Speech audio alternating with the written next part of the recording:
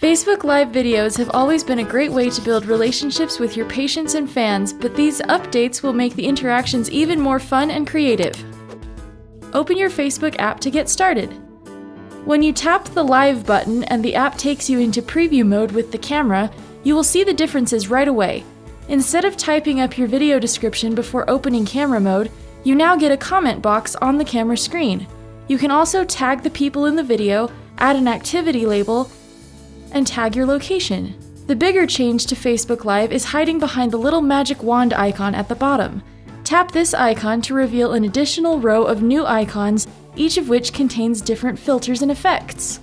Tap the star icon if you want to see the most popular filters. You could make yourself look like a moving pencil sketch, you could howl at the moon with the werewolf filter, or you could catch some Z's with the sleepy filter. The clock icon will store filters you've used in previous videos. The rest of the icons categorize all filters by type. The mask icon contains all the filters that add effects to your face. Want to be a detective from a film noir? Break out the fedora icon. Feeling eccentric? Become a wizard who conjures fiery sparks.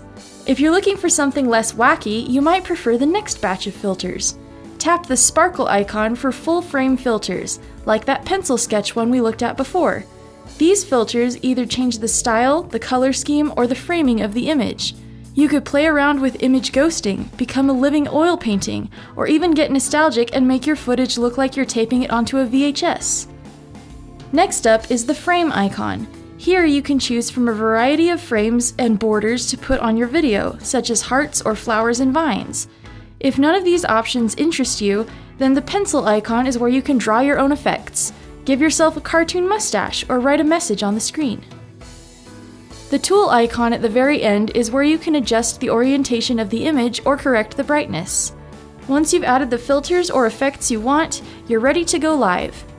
If you're having any problems with these new features or would like help going live on Facebook, just contact your social media consultant and they'll provide all the help you need. And as always, thanks for choosing My Social Practice.